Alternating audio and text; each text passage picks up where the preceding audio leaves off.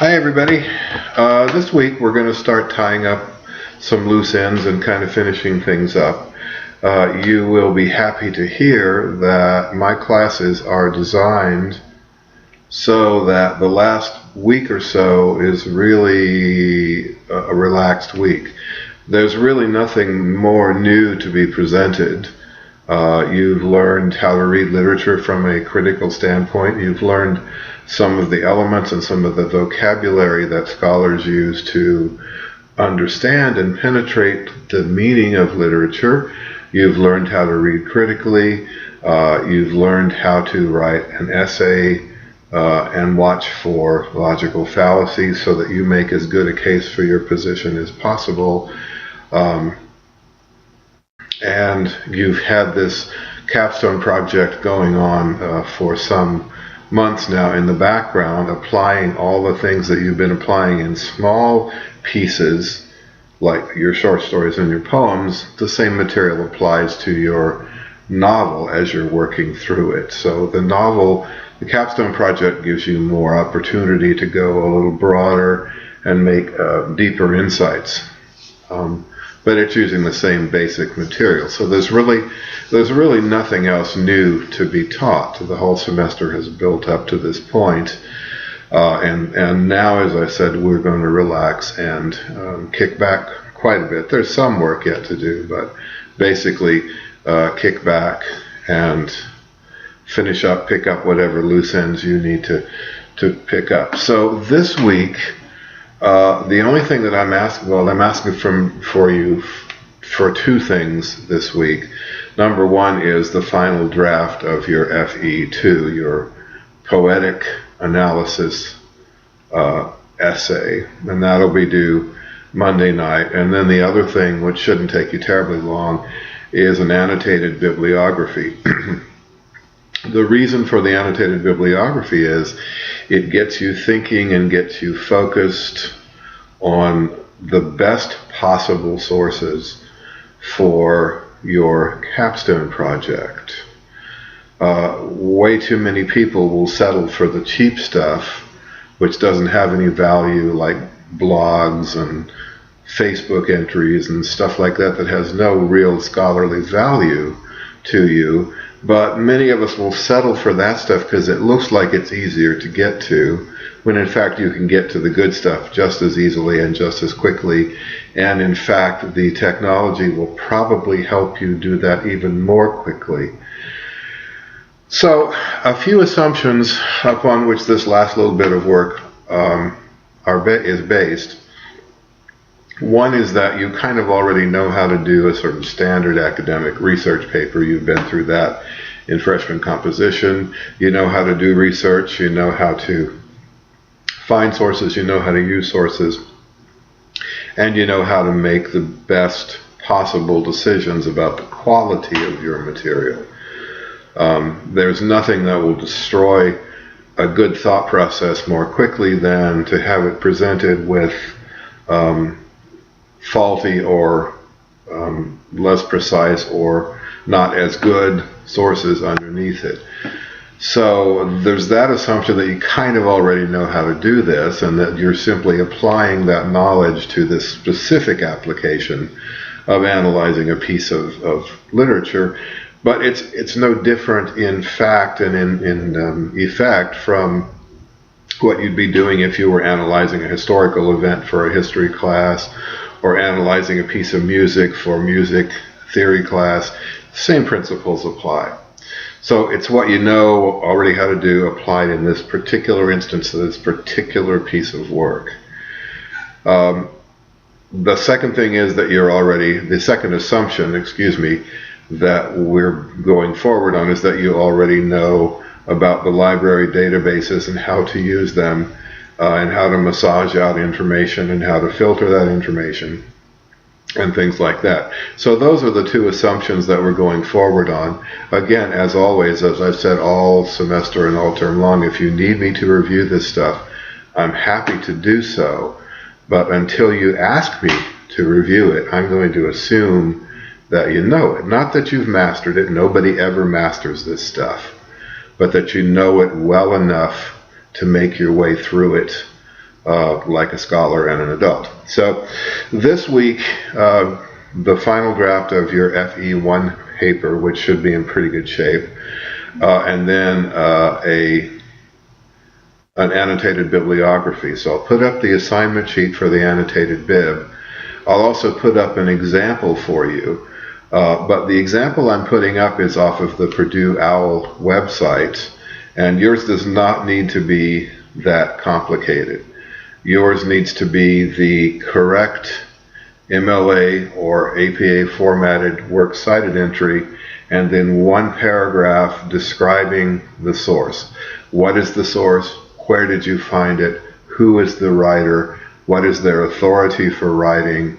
A couple of sentence summary of the piece, and then a final sentence about how you might use this in your work. So you can take that example I've given you as an example, but yours doesn't need to be that complicated or that complex. Just the works cited entry and a one paragraph summary. Now there are 3 ways to do this, and it's up to you which of the 3 ways you choose. You can go out to EBSCOhost and ProQuest and the library databases, or you can go visit the library and pick books off the shelf. You can just get 5 random sources and do the correct works cited entry and do a one paragraph summary. That may be the easiest way to do it, but I suggest to you it's not the most efficient way to do it. The most efficient way to do it would be to have all 5 sources be sources you're going to use or thinking seriously about using on your capstone project.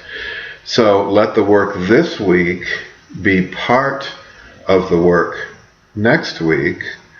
Makes more sense, although it may take you a little more time. If you let the work this week be random work unrelated to anything else, then you'll have to do the same work over again, more or less, next week. So that's, to me, the best option, to make this week's work be part of next week's work. The third option is to kind of split it up and pick a couple of sources from your FE2 paper that you're writing this week and annotate them, and then have the other 3 be for your capstone project and annotate those 3, or split it up however you want. So 3 ways to do it: have completely random, unrelated to anything work, which you can do, and it'll be fine if that's the way you want to do it, but know that you're really not saving time. You're really costing yourself time next week. Then have all 5 sources be having to do with your capstone project, or have a mix of capstone and FE2 stuff. In any case, I need an annotated bibliography based on the sample I'm going to give you, with 5 sources on it in alphabetical order, and with the entries in either correct MLA formatting or correct APA formatting. Now, some of my colleagues are a lot more exercised about this new MLA stuff than I am. To me, it's just something that happens once in a while and we deal with it. But I will suggest to you that if you use the library databases, there is a citation function over on the right side of the screen. When you have an article open, you can hit Cite, and it'll create a citation for you. Now, this citation will not be absolutely correct because it's in the old MLA formatting. EBSCOhost and those databases haven't updated yet. But if I were doing this, I would start with that, and then I'd go to the Purdue OWL or the supplement to your handbook, and I'd simply tweak those entries to get them right. It's not a big deal. But I do think that we're obligated as scholars to get it right. And it's just a little bit of tedious, sort of piddly work that we have to do, because that's what scholars do, and that's what we are. We're people who are precise about our work.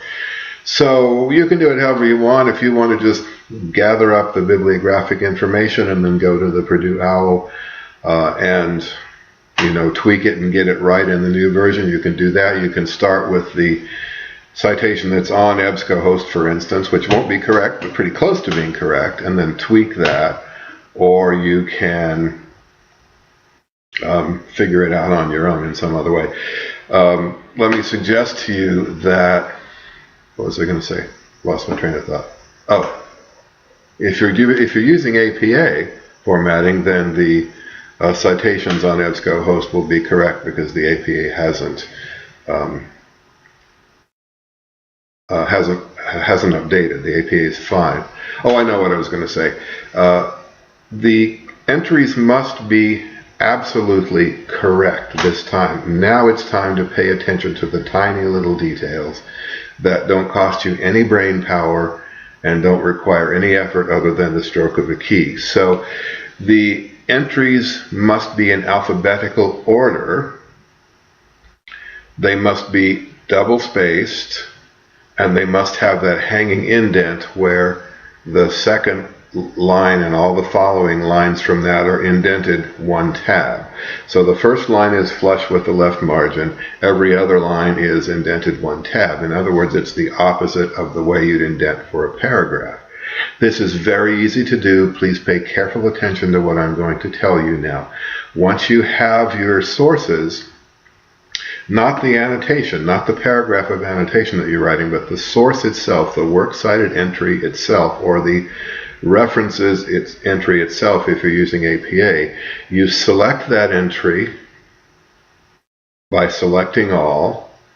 You hit Control-2, which will double space it, and you hit Control-T, which will give it that hanging indent. That is all in the world that there is to it, but you must do that. If you don't do that, I'm going to knock off a few points because you got to get it right. It's time to step up to the plate and pay attention to the little piddly stuff. That's what we have this extra time for. So Control-2, Control-T is all you need to do ever.